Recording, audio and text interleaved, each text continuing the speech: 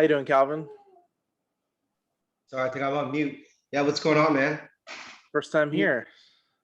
This is your first time here or mine? Yours. Oh yeah, first time here. Yeah, absolutely. How you doing today? Pretty good. What market So are you? I got connected with Ambrose. Uh-huh. So he sent me an invite.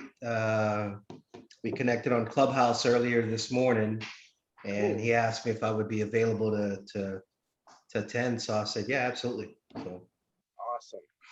excited. Appreciate you hopping in, Calvin. Yeah, absolutely. So tell me a little bit about the group, if you don't mind. I mean, he kind of gave me a quick little intro, but I never really asked too many questions, you know? So we do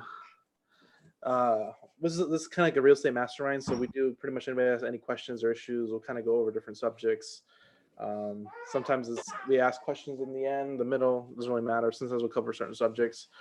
But yeah, it's a mastermind, real estate mastermind and business mastermind. And it comes with the CRM. So we do these every Monday, Thursday, and Saturday. Mondays are right now at this time every Monday. Thursdays are at 2 hours later. So whatever time zone you're in, 5 Pacific, 7 Central, 8 Eastern. And then Saturdays are on Clubhouse. Okay, cool. Awesome, man. Yeah, we would talk about pretty much everything, man. From land to houses to rehabs. We'll do interviews sometimes. We'll do a lot of different stuff. Awesome. I love it. I actually was thinking about attending some meetups here in my area, you know, that they're actually finally, hopefully the world's going back to normal, whatever that means. But so they're starting to have more meetups now. And I actually haven't been to a meetup in, man, I don't know, 10 years. Like it's been a long time. I've only been to maybe 2 meetups ever. And then I've never been to one, but I'm kind of looking at, you know, doing some more networking and just connecting. And don't you know this is the new normal? Yeah, absolutely. Yeah, I know. Go ahead, Matthew. Look, I mean, I've kind of adapted to it, like, you know, because I like to do stuff virtually. Yeah. And it's almost like it kind of like the pandemic kind of fit my business model. Yeah. You know, so definitely just made it normal. What'd you say, Matthew? I was just curious to see if any of the clubhouses were recorded. I'm not sure how it works, but I wasn't available on Saturday. Oh no. Okay, so we want to get to a point to record Clubhouse, but Clubhouse isn't like recorder friendly. There's a way to do it, and I've tried to do it a few times, and the sound just doesn't come out good. So we don't record the Saturday calls, but I don't know. We'll see what happens. I know Spotify just came out with their own feature, and there's a way to record theirs already. You can just opt in to record it, and then Gotcha. I'll notify everybody. Oh, the room title will say it's recorded automatically. Gotcha. Yeah, I was very excited to hear about that topic of financing land, but fortunately my schedule did not align. I mean, we can kind of cover a little bit over it today. Anthony, are you here? He is here. So Anthony's my business partner. He is here. I don't know if he's available or not. Look at Frank. I see Frank. You playing poker again? No, actually, I'm in Tampa, Florida right now at a place called Portillo's. Oh, I like Portillo. So, just waiting for food. Get a chocolate steak. No thanks. It's really good. Way too much carbs. So Anthony's my business partner. See where he's at. But yeah, we usually talk about anything really random. And so we have another new person too. Is it Kemi? Yeah, that's correct. Kemi, welcome. I gotta go see who yeah, Kemi, that's my girl. Hey, Calvin. What's going on? Okay. Nothing much. How are you? I'm doing great. Yeah. We're both in the mobile home space, and so we've connected there. But good to see her here. Cool, awesome. It's a small world out there. Hey, Anthony, you there? Anthony. Yeah, I'm here. I'm here. I'm getting ready to run out the door. But yeah, I'm here, and then I'm heading to the mall too. So my reception is going to be cutting in and out. But yeah, we love creative. I do a lot in that space. I actually prefer creative financing for my initial deal offer. So I'm not really going in with a wholesale lowball cash offer. I'm going in with normally a very high offer, as long as the seller's willing to work out some kind of deal with us where we can get the property. Sometimes for nothing. We look for zero down strategies, very little to nothing out of pocket strategies. And that's kind of what we're after. So yeah, I normally don't go into a deal thinking, how can I, buy this myself? I'm thinking of what can I do to structure the front end so that the seller will let me do something fancy on the back end so I can either acquire the property and then turn around and do like a seller finance from myself to an end buyer, or maybe a double close where I can make profit on the deal without taking anything out of my own pocket. Those are my primary two strategies that I'm always looking for. So yeah, we talk a lot about seller finance and creative and all that fun stuff. That's kind of like the I think our primary methods in the Hive. I know a lot of people do all kinds of other stuff, but that's usually what I gear towards, because I feel like it allows a person to become infinite in their business, meaning that you can buy an infinite amount of properties, take out an infinite amount of loans, sometimes and most of the time at 0% interest to yourself. So that's usually what we're doing. So if you missed this last one, yeah, I mean, we covered that all the time. And if you had any specific questions, I'll be happy to dive into it right now. Can you bring up some examples of ways you've created cash flow out of properties? That was Matthew's question. Yeah, for sure. So I'll just give you a couple of quick examples right now. I had one here in San Antonio. It was 10 acres, and the seller wanted to get 100,000 for it.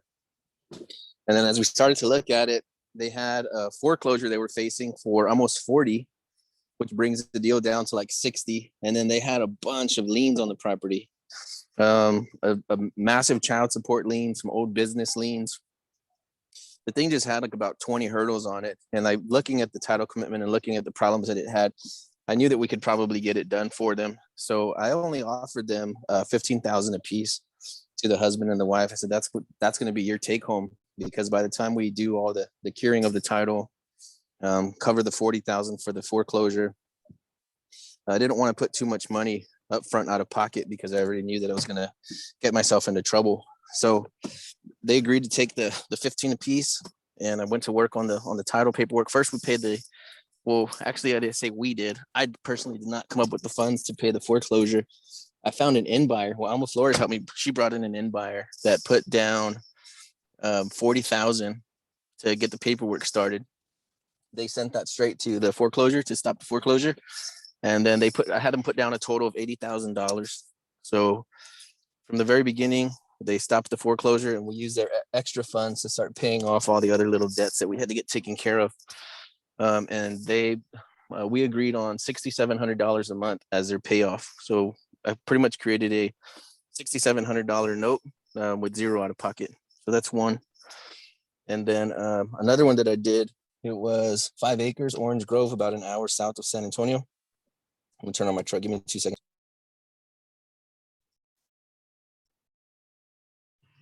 And on that deal, it was a seller that came in through Google, and he wanted, I think the realtor told him he could list it for like 40 or 45,000. So I said, well, have at it. I can't pay that. I'm somewhere about $8,000. And he said, well, no, I can't do that. I'm not going to do it. I'll just rather wait. And I didn't hear nothing from him for about 90 days. And then he calls me back. He said, hey, somebody from your company the property. And I said, yeah, I remember you. I gave you an offer of $8,000. And he was like, well, how much would you give me for it? And I said, $8,000. So he said, you know what? That's fine. I'll go ahead and I'll take it. So we got it under contract. I usually shoot for about the 90-day mark for me to close on this stuff. So if I don't find a buyer, then yeah, I do intend to close on it. So I'll make sure that I buy deep. That put down, I think 8,500 or 9,500, something like that. I got to double check. And I sold it to them for 60 equal payments of $400. So that's $400 a month cash flow with zero out of pocket again on that deal for 5 years. So those are the kinds of deals that we look for. We look for sellers that are willing to either work with us on the front end to see if we can do something on the back end. And then I look for the end buyer to be my bank to bring in the capital. And I look to see if we can work something out with the seller where they'll give us some time to try to work something out on the property. But that's usually how we create notes from land. That's how I do it. I don't know if there's anybody else has a better way, but we try not to involve any banks, no lenders, no credit checks, nothing like that. Does anybody else have any questions specifically about like creative finance or any of that kind of stuff? I have another question off of that. Heck yeah. So do you ever use, do you ever cross collateralize other assets or other performing notes as a down payment? Like not actual cash up front, but just, for people who don't need the money up front, do you ever, do that, give a performing note as collateral? I never have, and I've never done too much in notes at all.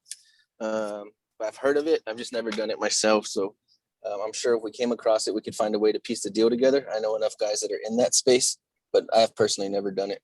Gotcha. Yeah, I just I have a lead, and I was talking to my buddy Joe in Arizona who buys a bunch of sub-2 deals, seller financing stuff, and he just mentioned that today, which I had never heard of. So I was just curious to see if that was something that you guys were applying to the business. But so what would you do? You would take a guy, you have a seller, he says, hey, I want 100,000 down, and you say, hey, well, I don't have 100,000, but I have a rental that's doing 1,500 a month. I'll give you like title to that rental, or how does he put it together? Do you have any idea? I'm not 100% sure how exactly he does it yet, but I think that it has something. It might be an addendum to a performance deed. I really don't know, but I would assume that it's, if we were to default on, one payment, the property is deeded back to you along with the note that we put up as collateral. That sounds cool, man. I got a couple of ideas and people that we could probably call on for something like that. And then I don't want to confuse any of the new people or going into those advanced strategies like that. So if you want to post in the inner circle group and bring it up, then maybe we can tag a couple people and then we could do a more private call in a more private setting. But I'm curious to see how that works and how we could use something like that moving forward. Cool. Yeah, for sure. Awesome, brother. So these type of like owner finance strategies and cash flow strategies, you can do the same thing with mobile homes and land and all different types of property. So like Anthony said, that $8,000 deal, as long as you can do other types of deals like that where you're not necessarily cash flowing 100% or owning it 100%. But as long as you get it, when you do have like smaller properties, they're really great to owner finance. Like if you got the $5,000-$10,000, I say like anything $30,000 or less that you can ask for a down payment. Those are really, really good opportunities there to essentially cash flow. And you can do this with all types of assets. We met a guy, he did this with a mobile home park and he sold it owner finance and he essentially was collecting like $1,000 a month. And then he ended up selling the note for like $93,000. So you can still create the note and still get your wholesale fee. You just have to sell the note on the back end. So there's definitely a lot of opportunity there when you do create a note, and it's just leveraging all the information you know or the people you know, and just creating that note with good terms. And you can always keep the cash flow or sell the whole note cash and still get your wholesale fee. So there's a lot of strategies that you can go into that. Like instead of wholesaling it out, if you can owner finance it and then just sell the note later, you might get a higher spread instead of just selling a straight wholesale cash. So if there's opportunity there to just get a cash down payment and owner finance the rest, you could probably get paid more in the long run. Yeah, I was gonna say, so why would you go for that strategy? Why would you go for a seller finance strategy instead of a wholesale, right? So I'll just make up a quick scenario. So if I goof it up a little bit, give me a minute. But like, let's say the seller says, hey, I want 100,000, right? A wholesaler comes in and says, I'll give you 50,000. And the owner's like, you're a nut. So the idea was they wanted to get it for 50 or 60, turn around and sell it for, 70, right? Try to make $10,000. But if you would do a seller finance where you'll tell the seller, look, I can't do 100. If I'm going to do cash, I'm going to do something like that other gentleman, I'm probably going to offer you like 50. And I don't want to insult you with some kind of crazy low number. So here's what I can do. Look, I can get you probably closer to that 100. I can probably get you 80 or 90. But I'm going to need to make, maybe 60 equal payments. So maybe I can give you $10,000 down, $1,000 a month. And, I'll get you that 80 or that 90. And the seller says, well, that sounds pretty interesting. How does that work? Plus a little bit of interest, maybe. We never bring up interest, but if they do, might add a little bit of interest just to sweeten the deal up a little bit. So all I need to do now on the back end is find a buyer that has more than $10,000 or more to put down. And then I'll just make the spread on that. So if the seller is going to get 10,000 down and 1,000 a month, I might sell the thing for 150 or 175, where the new buyer is going to give me at least $10,000 down to cover my down payment to the seller. And if the seller only needs 1,000 a month, then I can turn around and sell it for 1,900 a month or 2,400 a month. But instead of me selling it for that 100 mark where I'm going to make a $10,000 wholesale fee, I'm going to turn around and sell it for 145, 170. So now not only am I making 80 grand on the deal, but I'm getting payments now spread out over for the next 5 or 10 years. So if everybody's always thinking about that quick wholesale fee, how can I make 5 or 10 or 20 or $50,000, right away? But if you just take a little while, stare at the deal, ask a few more questions of that seller and see exactly what it is that they need, you can offer more cash, because if you turn around and sell it to a retail buyer, then you can get a lot more than just a quick cash transaction. And if anybody thinks, well, yeah, but that's a lot of spread, but I've sold properties for 2x what the assessed value was. So it just a matter of putting a deal together. How good is that property? How demanding is that market? And those are super important. So I think I'd like people to pay attention to that and just stop and ask a few more questions. If you're new and you don't know exactly what to ask, that's when you would bring in somebody else like Daniel or myself and say, hey, I got the seller. I think he's interested in selling. I asked him if he would be open to selling it, on some kind of terms, and he's open to hearing about it. Then you would grab a Frank Spalding, or you would grab me or Daniel or somebody, maybe Matt's, Rogers is super seasoned, somebody who's already been doing it for a while. And I think that's the power of the Hive Mind, is that no matter where you are in your career, like even me, I feel like I'm semi-advanced. I still have a mentor that I call on to help me with difficult stuff. So if you're a brand new person in here, even if you've never even been in real estate before, you're still looking for your first deal, you have access to some players in here. So if there's something that you don't know or something that you're unfamiliar with, all you have to do is just grab somebody next to you and ask them to help you take another look at the deal. Ask them to get on the phone with the seller and see if you can work something out. Because I've even done it to myself, where I had a deal where I was ghosting the seller. I stopped answering his phone calls because I didn't see his strategy. And then after thinking about it for long enough, it ended up turning into be like a $55,000 deal. And then another one, same scenario, where I thought there was no strategy, no way, to do anything with it. I was actually at my office with my sister and my dad, and then it just hit me like a ton of bricks all at the same time while I wasn't even thinking about it. And I told them both, I said, I'm gonna make $100,000 on this deal. And I couldn't see a strategy for months.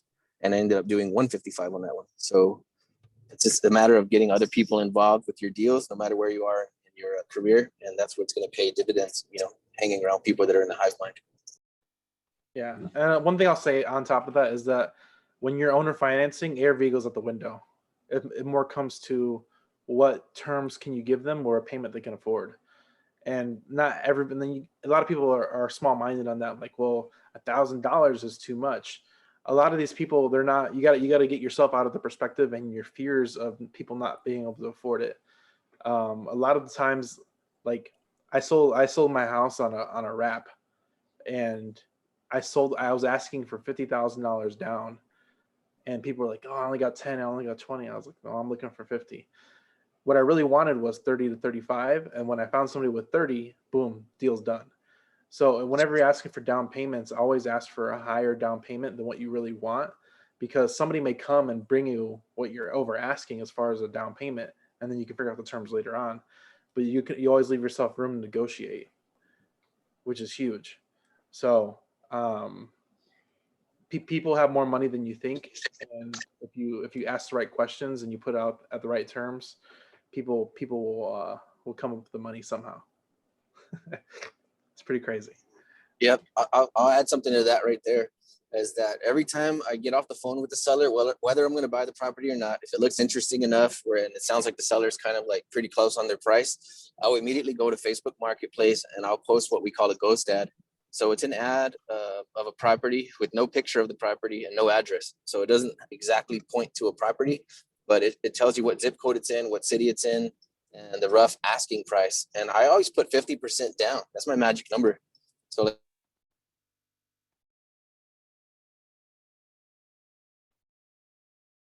come to the table with over 100,000 in cash, like not in the bank, not a loan, cash, green cash. And I'm like, no, you got to go get a money order. I got to get a cashier's check or something. You can't show up the title with cash. Over 100,000. So yeah, people have money out there. And then like Daniel said, by asking for a larger down payment on these seller finance deals, it's a good way to fish somebody out that does have that kind of cash on them. So even if the property is worth $1 million, I'm going to say 50% down is what I want. And then just see what happens. But yeah, that's one note created for $6,700 a month.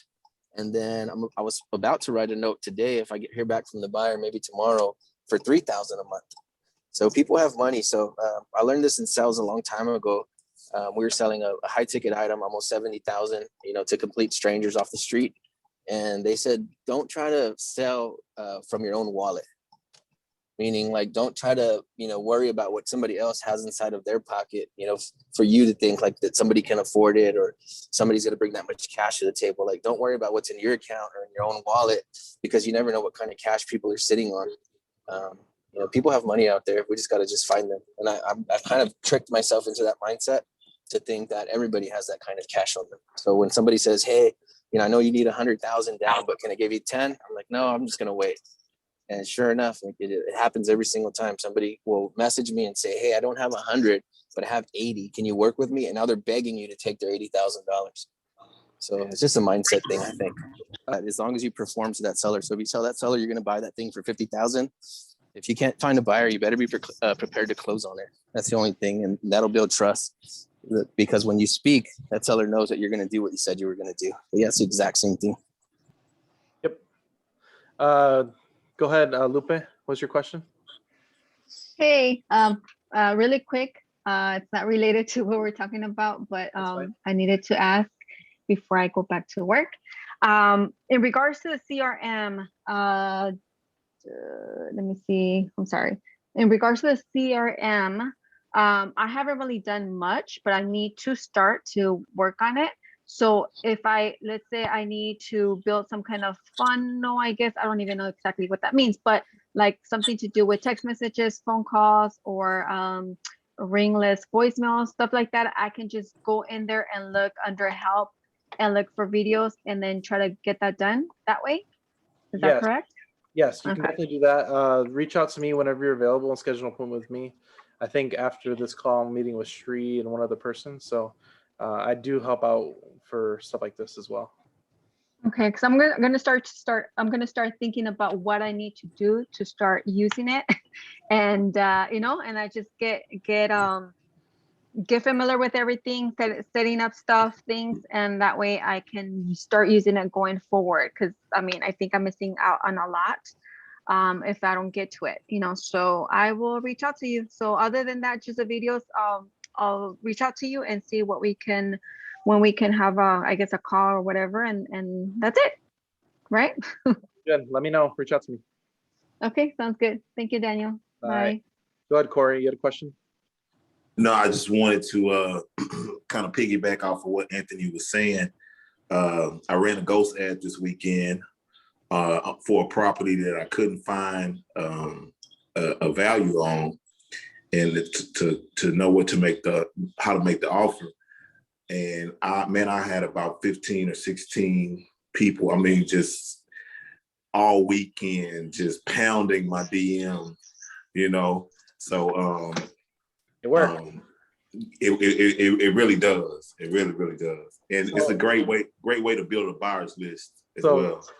Corey was here last week and he asked us, I don't know what to offer this person. So we literally told him what we told everybody at the beginning of this call is make a ghost ad. And he got results from it last week. So good job for taking action. Nice job, Corey. Yes, sir. Thanks for that nugget. Hey, Dan, quick question. Just like she had earlier, are you available today after you meet with these three people? Honestly, if you guys want to stay on the call, I can knock you all together. That way it may be easier. If you guys have similar questions. Yeah, we got the same questions. Yeah, that's fine. You guys can hang out after this. That's fine. Perfect. Just to throw in other ways to use seller financing and such, where you still end up with nothing out of your pocket. And I apologize. Now I'm driving. I didn't leave the video on while I was eating. That would have been really mean. But I'm looking right now at 2 multifamilies, 22 doors and a 24 door, and want to do it with no money out of my pocket. So, and these are deals where I've already got the seller that's, now willing to do a seller finance deal. So, another option is start spreading the word, that, you've got whatever your deal is, in my case, these 2 multifamilies, and, you're looking for a partner to come in on these, because another angle you can do is get a partner who's got cash. You run the show, handle the property management, the cleanup and everything. And you have to obviously make sure that you're, just like anything else, you're buying it at a good enough discount where when we're going to buy it, we're going to use $150,000 of this guy's money between the 2 properties to get them. And they're run down, these are bordering into the D's as far as class, so they need some work. But at that point in time, we start to take the cash flow that's coming in to do the work. We've already gotten the seller to agree to no payments for 6 months on each of these properties, because we're going to be putting almost 100% of what comes in back into the properties to renovate them. So he's agreed to that. Yeah, that's gold. I mean, that right there is gold, almost as golden or just as golden as getting an investor to come in. So, but what we'll do though is, we've got our purchase price on these. We're going to do the renovations and then get things brought up to at least 90% stabilized, which for those who don't know, multifamily stabilized basically means rented. The more stabilized it is, if you're 100% stabilized, you're at 100% occupancy, which you can occasionally be at, but you're always going to have someone, checking out at some point in time and leaving and, moving on to another property or getting evicted. So you usually keep at least 5 to 10%, non-stabilized. So your goal is 90 to 95%. But what our goal here is to get all of this work done in about 6 months, and then get it really good cash flowing over the next year to a year and a half. At that point in time, we should be able to get an appraisal done that comes in, somewhere, our goal is to be able to take out 80% of value. But when we pull out that 80%, we want to be able to pay off our investor, pay off the seller for everything, and walk away with an additional $200,000 to $300,000 in our pockets that we can put into the next deal at that point in time. Plus, we'll still have the cash flow coming in, and we're going to be using a management company to do every bit of the actual management of the property. So we will never, other than the initial walkthrough and as we do our due diligence, and then as the construction gets, the renovations get done. But for the most part, it's going to be completely hands off. We'll have to make a couple of trips up to Ohio, but the rest of it is hands off. I have no desire to be there in the middle of winter. I have no desire to get a call at 3 a.m. when shit breaks, and shit breaks. It's a given. So especially when you're doing a D, you're converting it up to a C. Our goal is to hit a C+ class. The neighborhood could sustain it. It's just the buildings. The buildings are both really old buildings. So there's another opportunity. No money out of pocket, and the whole thing is going to pay for itself in the long run. Put money in our pocket plus net worth at that point in time. Someone was talking about using notes or other deals, to back yourself up. You don't always have to have a note that you're going to give them if you've got property and such that proves here's my foot in the multifamily arena. This proves I know what I'm talking about. This proves we know what we're doing, and here's our actual net worth. And sometimes that in and of itself can be a credit for you also. So hope that helps someone. Oh, thanks, Frank. That's awesome. That sounds like a really good dope deal, man. If you're getting that owner financing for 6 months, that's powerful. So for anybody that doesn't know multifamily, it's valued by the amount of income it brings in minus expenses. So for him getting the 6 months free with seller financing, he can use that to repair and remodel and hopefully rent out those damaged units, which will increase the net operating income, which increases the value of it. So that is a great strategy. Hopefully we'll be doing those more ourselves soon, but that's awesome. Awesome, Frank. Appreciate that. Anybody else have any questions about owner financing, seller financing? It's kind of open room for anybody here. You can raise your hand or just unmute yourself. No. So are the types of deals, I'm sorry, Go are the ahead. types of deals, you know, that you guys are financing, like doing these types of financing terms and producing significant cash flow, are they like large parcels? Are they farms? I mean, I feel like they're probably not infill lots if you're, you know, generating $1,000 a month in cash flow. Anthony's literally done it all. So the $8,000 deal, I think, was like a 1 to 2 acre lot. The $6,000 cash flow, I think that was like a 20 acre lot. And then we're actually doing one now that's 100 acres. So you can do this with a lot. Like there's no cap to this, like or type of property too. Like you can do this with commercial, you can do this with office, you can do this with land. I have a question. Sure. So, do you need an RMLO for this, and how do you know the correct value? Means I know you are paying more than what the value is because it's an owner financing deal. But how do you know, like the comps might not support and the end buyer is gonna pay the price what we are asking there? So is there, since it's not mortgage through bank, so how do you know the value? Corey just did it earlier. We told him last week. We put a ghost ad on Facebook, so you can kind of look at the comps and kind of get an estimate of what people are buying it for. But the best value to find is just to put it on Facebook Marketplace. You can put any type of property on Facebook Marketplace, and then you can determine if it's at a good price if people message you or if people don't message you, and that'll tell you what the local market's looking at, because people are looking on Marketplace just to find everything, and properties, land, houses. They're looking on Marketplace. They're looking on Zillow, looking at other properties, but they're looking on Marketplace. So the best place to determine what value it's going for is to actually put it on Marketplace with a ghost ad, which it's in the same vicinity, same right about that size, whether it's a house or land. It's a similar type property, but it doesn't exist. So from there, from our essentially from people DMing us, that's where we determine what that price we can probably sell it at without even actually doing comps or anything like that. Because if your phone blows up and people message you left and right repeatedly over the 24, 48 hours, you know you have it at a good price. So you know what offer you need to make to the seller. And how do you look, means since it's a ghost ad and it's on Facebook, so how do you know that that person is qualified and he has cash ready for this? In our ads, we usually put whatever we're trying to get cash. So whether it's $10,000 down, $20,000 down, we're always putting that into the ad itself.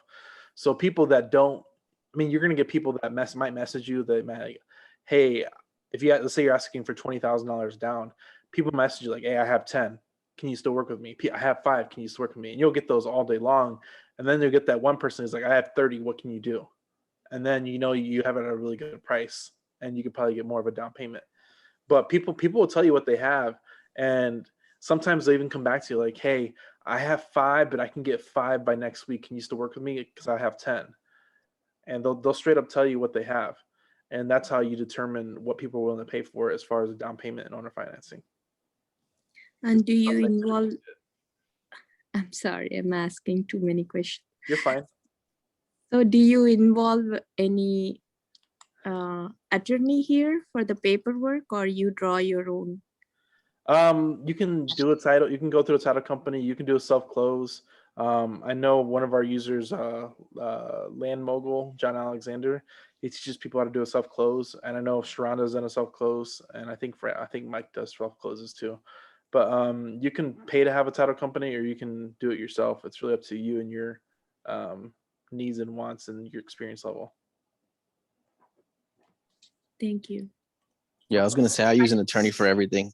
I'd rather spend an extra 500 to 1,000, and then have all the legal responsibility off of my shoulders. Yep. Just to follow what Anthony was saying for self-closing and what Daniel was saying too, John does have a course. And I know I was talking about the other day about it being simple. It's simple after you've gone through the course. I'll say that. There's some paperwork in it, and there's some legal terms that can trip you up.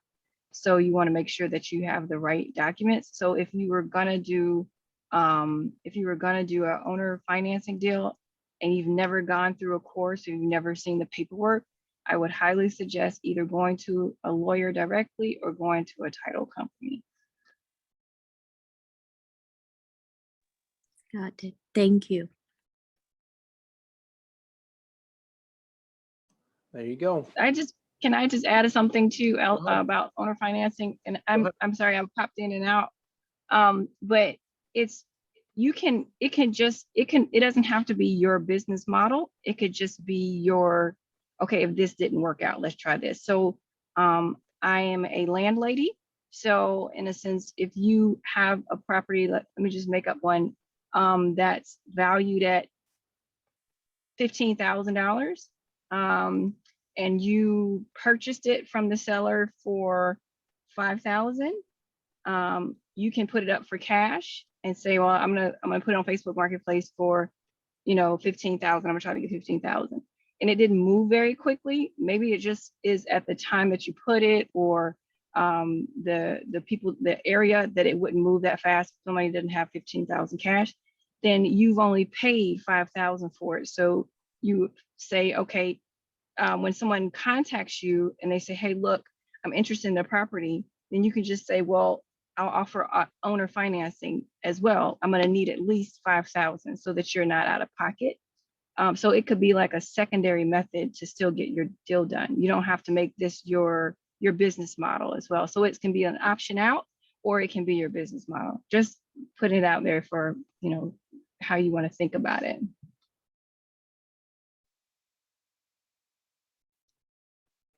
Appreciate that, Sharonda. Yeah, ahead. that's a good point that Sharonda made. It's that always let give the buyer, always give them a multiple choice option.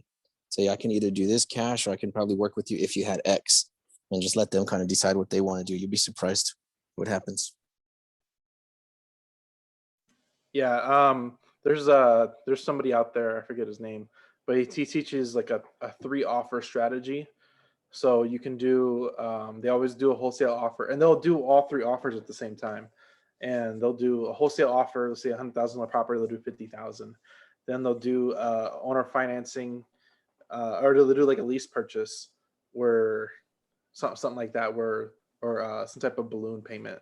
I forget how they do it. And then the last one they'll do is owner financing, and that's the one where they'll give them the most, but the terms are favorable in their direction. So a lot of the properties we're looking for are either wholesale price or wholesale terms. And wholesale terms, you can be flexible on the price as long as it makes sense. You can cash flow it. So that's the big difference: wholesale price or wholesale terms. Powerful. I can't remember who it was. It was something similar to where they vary the down payment, but make sure that the monthly payment is like $500 a month. So for them, and I guess the market that they're in, people something about $500 a month, people like, that's nothing, I'll do $500 a month. And then they'll change either the down payment amount or how long the terms, like 36 months, 48 months, or stretch it out as long as they have $500 per month coming in. Yep. And if you consider that, if you're not, is that what you were talking about, Daniel? Did I just say it in a different way? No, that's definitely a way. Like, if you figure out, that's a perfect example, is if you know what people are willing to pay in that area, you can stretch out your terms. And there's a video on YouTube. It's Real Estate, the Numbers. It's about a 30-minute video. And I literally went over this, how you can skew the term limit versus interest rate, and you can work around that payment amount. It's very, very powerful. So I might do another, I think people were asking for me to do it again, but I might do it. Maybe we'll do it next week or something. But I might do it again just so we have new people on now than when I did it last time, so people can ask more questions. But you can definitely stretch out the terms, or lower the interest rate, raise the interest rate, to definitely maneuver around whatever payment they want. This is why whenever you go to a car dealership, They're like, how much can you afford? Because once they get that payment out of you and how much you have down, they already know what they can offer you, and that's it. So you give them too much information. That's it. That's like the magic thing, just to know what they can do. Yep.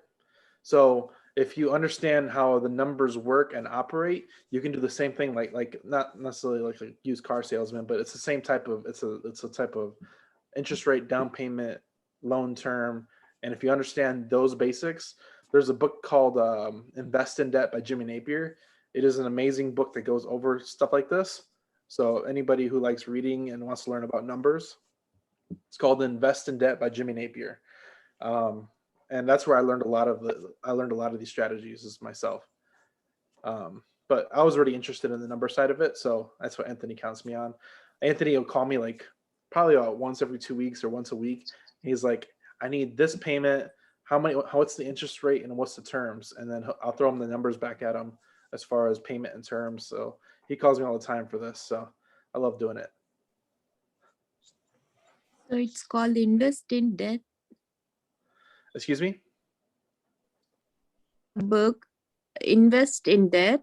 Invest in Debt, DEBT by Jimmy Napier. Oh. It's a red book with like a line cutting through it, a white line. It's a great book. Here, look at this. It's right next to my desk. Let's see if you can see it. There you go. I think the title's right here. Or yeah, I'm gonna have to add that book to my collection. Another good one is the third book. I don't know what that one cost by that guy. Mitch Stephen has a book that is pretty much the Bible for seller finance and creative financing.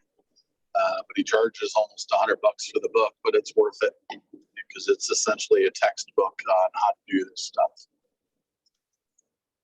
Can you say that title again, please? I can't offhand recall the title. It's not available as an audiobook. I've got his other two books, but the author is Mitch Stephen, Mitchstephen, I believe.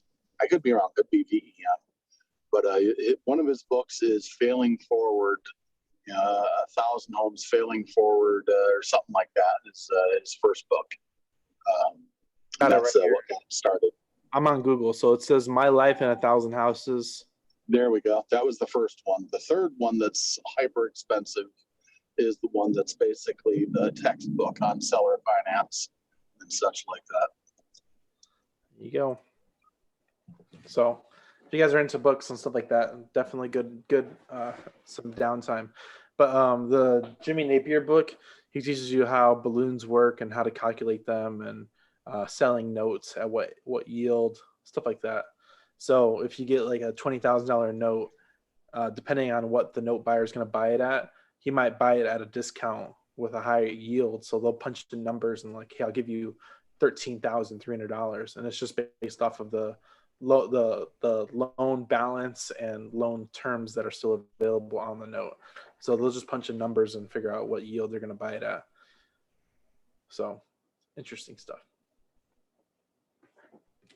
Yeah, Mitch's book does that, and then he also mentions you can, and I'm sure this Napier's book probably covers it also.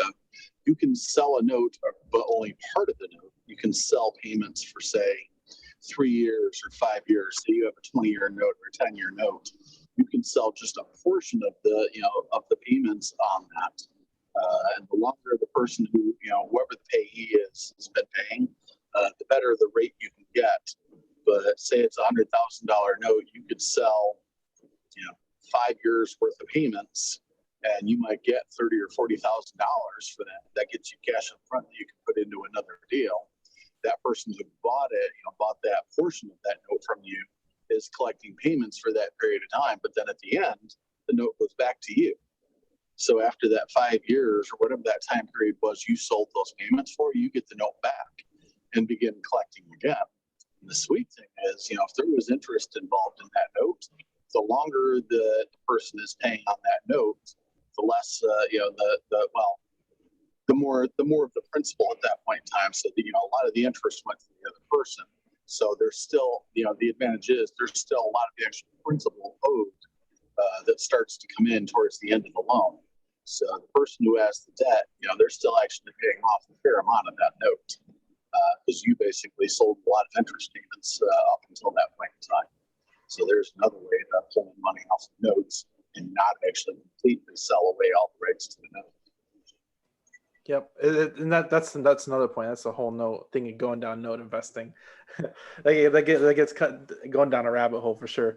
But it's a time value of money. So a lot of people, they'd rather take cash now and then forget about the money later on. So it's really depending on your strategy and how you want to utilize them. But yeah, it's definitely time value of money. But thanks, Ray. You always got the nuggets. Yeah, that's really cool. A real quick entry question. I'm only about a dozen term agreements into my investments, but I've only done 0% interest because of the assumption kind of told to me by a couple different coaching programs to stay away from dealing with interest rates because of federal regulation. And any word on that? You can do that. I mean, it really comes down to, like it says, your negotiation. So some people, and are you talking about signing it? Are you talking about the buyer side or the seller side? I'm talking about on the selling side, actually holding notes and not being a financial institution. Any legal problems with that, or? Usually I think Anthony, I think all of his notes are like 8 to 10%. You can definitely, it's definitely different per state. I know Texas is pretty open. So you have to check on your states and owner financing laws and stuff like that. But it definitely, like when I do the numbers thing, you can show what a 0% interest rate looks like as far as the total down payment. Like generally we try and get 0% on the buying side, and then we'll sell it with interest, because even just by doing that, you can create a cash flow spread. So let's say you have $100,000 property and the seller wants $100,000. Perfect. $100,000 cash flow. Here, let me do it on my phone so you guys can see. So 100,000 cash flow at 0% interest for 240 months is $416 a month, right? But let's say you give them full price, asking price, they want $100,000. Okay, I'll give you $100,000. But when you sell it on your buyer side, you sell it at 6% for the same term amount, the 716. So you just created $300 of cash flow just by adding a 6% spread between the buyer at 0% and the seller at 6%. You just created $300 a month cash flow for 20 years. Right. Yep. So that's where it comes down to with seller financing. As long as they're negotiable and you can negotiate a low interest rate, you can always create a spread just by adding a higher interest rate or extending the terms. It's beautiful. Thanks. No problem. So even let me show you this. So if I extend the terms and leave it at 6%, I'm still cash flowing $200. But now I get, after 20 years happens, I'll make $300 months cash flow. After 20 years falls off, now I have 10 years of $600 a month cash flow. Right. Just because you extended the terms. Yes, your cash flow is less for the first 20 years, but after the 20 years are up, you get 10 years of all the cash flow. Oh shoot, that's a whole faction. Yeah. Yeah. So I mean, we could probably just schedule it out for next Monday. I'll do the numbers thing again. It's so cool to see, and once you understand the concept of it, you can understand, like, you can use this information for buying cars, buying boats, anything that's financed, buying codes, boats, houses, mobile homes. Doesn't really matter, land, anything that's financed. This will open your mind to the possibilities and what people are looking for when they are asking for terms, or when you are asking for terms on the buying side. So it kind of gives you the backdoor entrance and backdoor view to see the inner workings of how they run their numbers. So it's definitely a cool little trick to know. Yeah. Any other questions? We usually run these calls an hour. Go ahead, Shonda. I was gonna say, can we do the thing that you just showed us next week for the websites for other clients, or not next week, Thursday, maybe Thursday? You want me to like build a website? I think I just saw it because you did the one for an example. I can't remember what it was. It was cartoonish. What was that? Oh, my hillbilly surfboards. Yes, the hillbilly surfboard. Yeah. The reason why, because you're saying like doing, is that the SaaS model thing that everybody's been talking about, or no? No, everybody has access to do that. So I made that's actually a friend of mine. I just made the website for him for free. It's a close friend of my wife, so it was more of a favor. But yeah, they're HiveMind clients, so I told them we can help them out. Their new business starting out. They're starting open July 5th or something like that. So they open this week or the 3rd. So I was just helping out a friend.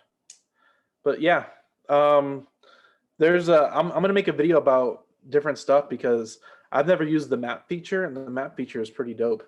So let me show you this while I have everybody here. So give me 1 second. So this is the website I made for them. I'm gonna share my screen. It's really, really simple. And I'll probably edit this later on or whatever, but it's really, really simple. It took me about 20 minutes to make. I uploaded their logo, put their phone number. This is a Twilio number. Whenever you press this button, it should dial. See how it says make a call from? So if somebody goes on their website and they hit that, it's going to start dialing in. This is one of the coolest features. So if you click on the map, it opens up Google Maps to show directions. So if you guys are doing land parcels, you're selling land parcels, definitely use this map feature inside the website and funnel builder that you can put in coordinates or an address. And if anybody clicks on this, it opens up Google Maps. So it's really, really, really cool feature. I'll make a video on it probably tomorrow and put it up. It'll be a short one, but it's one of the cool website features that we have. And you can show on the selector is you can show gradients. So if you guys are selling land, you can show if it's in a high or low point, and it's on Google Maps too. So when they click on it, it'll show. I'll start routing them directly to the property. So it's definitely a cool little feature. Very cool. Yep. So I'm gonna make a video about the maps thing itself because I thought that was awesome. Websites, it's really simple once you understand the basic concept of it. I'll make another one. There's a video on YouTube called Global and Social Icons. I already made one video, and I think Bhaskar did a video too. So it's let me see here. I'll show you. I will show you the video I made. So if you search global and social icons, this is a 9-minute video I did on the February 1st. I think it's literally the first video on YouTube. But it's a 9-minute video. I made a lot of the websites from scratch, so this kind of saves you all the trouble of making all those trouble. This is like 2 hours of learning that I condensed into 10 minutes when I first started making websites on our system. So it might save you a lot of time if you start messing with funnels or websites, but definitely a cool feature. Any other questions? Yeah, real quick question, Daniel. This is my first time seeing this stuff about the websites. So we can use the CRM to create websites for other people? Yes, you can. If you wanted to, yeah. Okay, yeah, I do. Appreciate that. So one of our users, he's a coach, a real estate coach. He said he does 10 to 15 students a month. Like he does like monthly coaching per student, just kind of help him through the beginning stages. And one of his things since he joined the Hive Mind and he has unlimited websites, he was like, hey, what if I offered my students a website that they could keep and I can charge them monthly. So it's a way to essentially upsell them to get monthly cash flow out of it for no reason.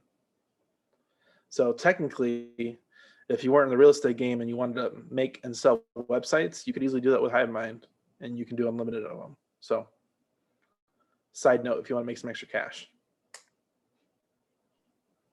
My only concern is I wanted to do it for some friends, but I'm like the Twilio number, like I guess they would have to set up their own account. Like when I set them up, they would set up their own Twilio, or I would do everything through me. No, they can use yours. Just buy another phone number. So you go in settings, buy another phone number. You can literally link it to their phone, and give them a sub account where they have access to essentially their leads that come in, and they have their own website. Oh, got it. Okay. Yeah. Now I'm getting all the wheels turning for everybody. No, but yes. So no, I'm helping a lot of people out. Yeah. So another one of our users, her mom runs a catering company and didn't have a website. So she was going to make a catering website and host it on our platform with her real estate stuff. So definitely possible.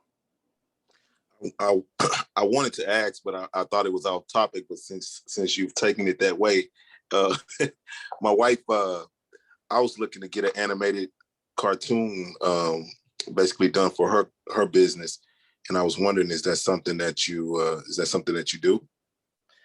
Animated cartoon. There's a product called Doodly. I bought it. I have not used it. It was like $70, and you can make animated cartoons. But I have not messed with it just because I don't have the time. But you can pay somebody to make you an animated cartoon for sure. But if you want to do it yourself, there's a product called Doodly. No, I was wanting to pay someone for that. Daniel actually told me a couple of months ago, and I reached out and had it done. You remember you told me you can get that done for $50 on, what was it? I can't remember what I did. Fiverr. Okay. Yeah, Fiverr. Fiverr.com. Check it out. Yeah. Yeah. So if you guys if your spouse has another business and you need another website, by all means, use the platform. It's definitely there for it, and you can do it. So like even me, I have two HiveMind accounts. One's like the main HiveMind account, and then I have my data company account. So I made me and Anthony a personal branding website, and I think I showed everybody the link, that one. If you go on my Instagram, you'll see it. So that's hosted on our platform. And then I got my data website hosted on here. We got the Hive is Live, the podcast. About the podcast link. So if you go to the hivewithus.com, that's another website. I haven't added anything to it. It's just up. But the Hive is Live is our website. HiveMind CRM is our website on our platform. So you can get pretty creative. Every time people ask me about websites, I show them a bunch of different examples, because every time I make a website, I try and do like a whole different design or features, just because I want to know how to build the best websites or unique websites possible. So there's definitely a lot of versatility there. Okay. How do I spoke with Sharonda earlier, and now we're all here together. I can ask you, how do I get into the Inner Circle group? Just request. I told her to just request, and I'll let you in. I was able to invite him, so you should have the invite now. Yep. Okay. Gotcha. There you go. I'll take care of you as soon as you hit the invite off Sharonda. Okay. Any other questions? We usually run these an hour, and then we'll be here Thursday as well. So I'm just going to go ahead and schedule it. The calculator or calculations for mortgages and stuff like that, we'll do that next Monday. We'll just go ahead and set that in. So if you guys want to see that, join us next Monday at the same time. All right. Next call is Thursday at 7 Central, 8 Eastern, 5 Pacific. Thank you so much. All right. I'm going to, people that want to join, if you guys want to stick around, I'm going to do some trigger stuff with Shri and somebody else. I think Corey. I don't know who else asked me, but yeah, I'm gonna stay on and do some stuff after this if you guys want to stay on. But y'all have a good week, and we'll talk to you another time. Thanks. Bye.